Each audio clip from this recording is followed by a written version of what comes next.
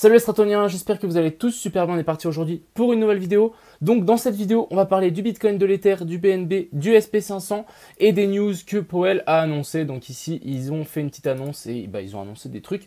Bref, on va checker tout ça ensemble dans cette vidéo.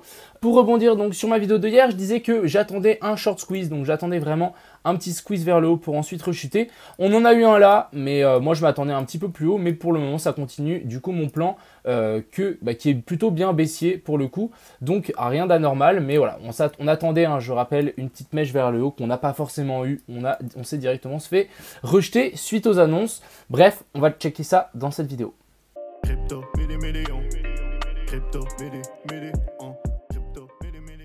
on va juste ici commencer donc par les news de Powell. Donc ici, c'est les trois points clés. Donc je les ai traduits pour vous.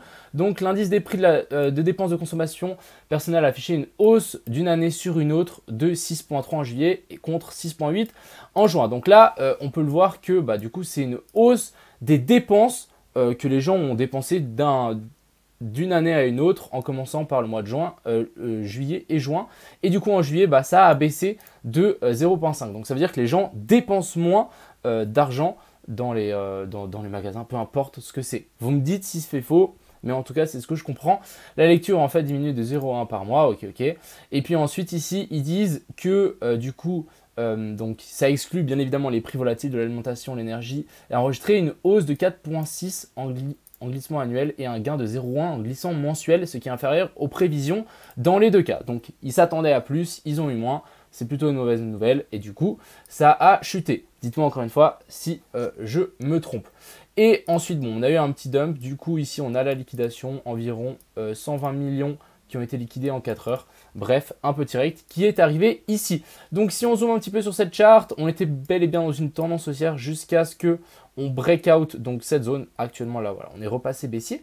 Et puis du coup, on est en train de chercher les liquidations qui se retrouvent au sud. Et ça va nous continuer en fait. Là, pour moi, c'est un joli petit bear flag qui s'est formé. Et ensuite, ça continue à chuter. Donc, on a les grosses zones ici de POI qui se retrouvent juste en dessous. On a la liquidité à potentiellement venir chercher. C'est une zone qu'il faudra clairement vérifier. C'est cette fameuse zone ici de POI.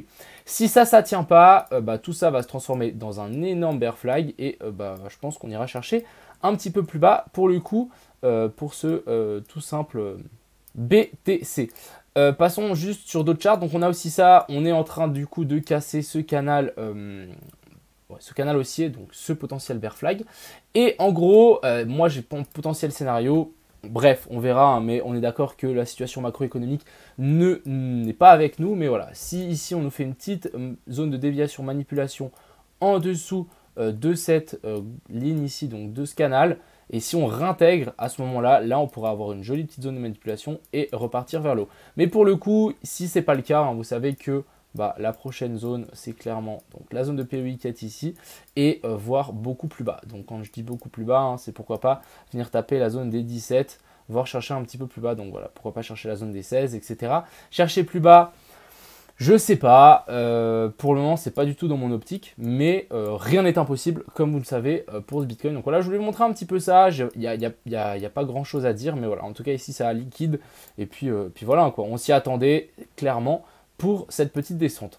Ensuite ici on a eu l'Ether qui s'est aussi bien fait rejeter, comme j'ai dit on avait aussi une potentielle zone à venir chercher plus haut, finalement on se fait rejeter directement là.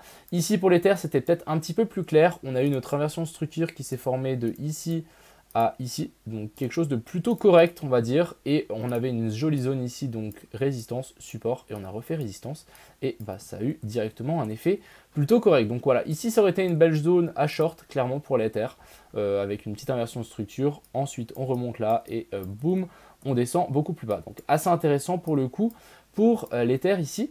Ensuite, du côté du BNB, donc le BNB c'est assez intéressant aussi, on aurait pu se dire que c'est le power of three, donc accumulation. Hop, ici on a l'accumulation, la manipulation, donc on passe au-dessus de ce sommet, et ensuite extension. Donc là on a aussi à mon avis notre fameux Power of 3 qui est en train d'arriver sur le BNB, et le BNB clairement moi je l'attends plus bas. Vu la pattern qu'il est en train de nous faire actuellement, je l'attends clairement plus bas. Pourquoi pas venir chercher donc toutes ces zones ici, clairement on a des zones à venir chercher après cette petite inversion de structure, mais voilà on a des choses et pour le moment on n'est toujours pas passé au-dessus de ça, donc ça reste clairement baissier sur du long terme. Du côté ici donc de l'indice du dollar, donc bien évidemment comme j'avais dit hier, hein, on a repris facilement en fait cette zone de support, hein. Boum, ça a été repris directement. Et ici, hein, je ne vais pas vous faire un dessin, je vais quand même vous faire un dessin, mais on a un joli petit bull flag. Donc après une extension bull flag, et là on devrait repartir vers le nord, donc pas encore de bottom pour le coup. Et ici on a le SP500 qui est venu en fait nous retester cette fameuse zone, hein, donc le boss, et ensuite ça arrive hein, qu'on revienne retester ces zones, donc ça agit comme une zone de résistance. Donc ça, vous voyez ici, zone de résistance, manipulation, et ensuite ça chute. Donc là clairement on peut s'attendre à une grosse baisse pour le SP500, mais je rappelle que sur du long terme on a inversé cette structure.